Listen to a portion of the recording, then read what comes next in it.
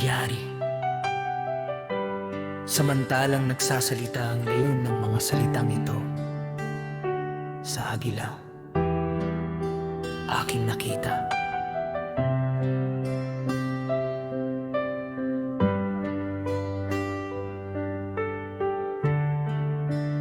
At narito ang ulo na natira, at ang apat na pakpak ay hindi na nagpakita, at ang dalawa ay napunta dito at nagpahimutang upang maghari, at ang kanilang kaharian ay maliit at puno ng kaguluhan. At aking nakita, at narito sila'y hindi na nagpakita, at ang buong katawan ng agila ay sinunog, kaya't ang lupa ay nasa malaking takot. Pagkatapos ay nagising ako mula sa kaguluhan at pangitain ng aking isip, at mula sa malaking takot, at sinabi ko sa aking espiritu, narito, ito ang ginawa mo sa akin, dahil sa iyong pagsaliksik sa mga daan ng kataas-taasan. Narito, ako'y nanghihina pa rin sa aking isip, at napakahina sa aking espiritu, at kaunti ang lakas na natitira sa akin dahil sa malaking takot na pinagdaanan ko ngayong gabi. Kaya't ngayon ay hilingin ko sa kataas-taasan na ako'y aliwin niya hanggang sa wakas.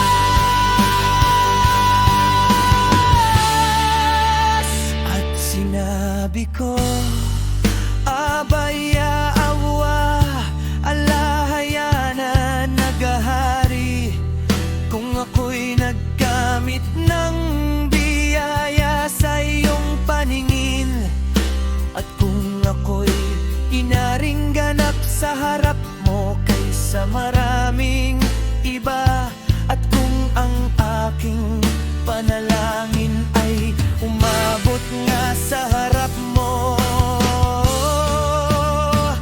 aliwin mo nga ako at ipakita mo sa iyong lingkod ang kahulugan at malinaw na pagpapaliwanag ng nakakatakot na pangidaing ito, upang ganap niyang maaliw ang aking kaluluwa.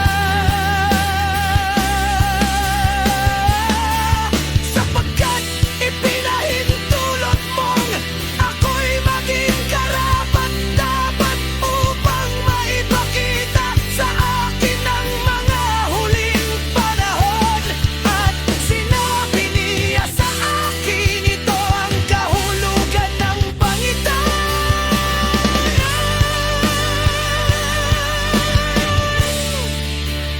Ang agila na iyong nakita na umahon mula sa dagat ay ang kaharian na nakita sa pangitaning ng iyong kapatid na si Daniel.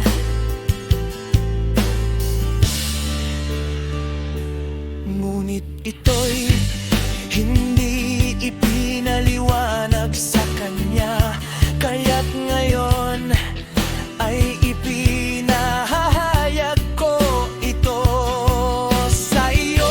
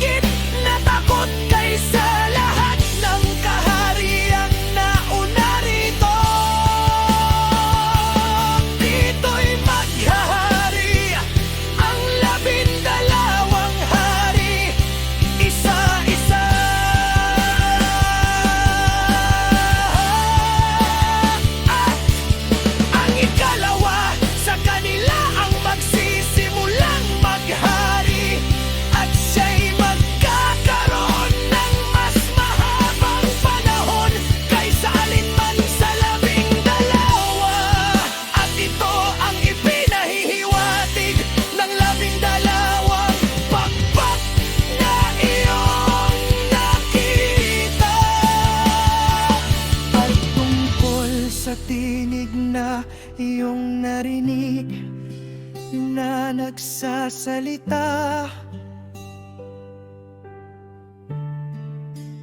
at iyong nakita na hindi lumalabas mula sa mga ulo, kundi mula sa gitna ng katawan nito. Ito ang kahulugan.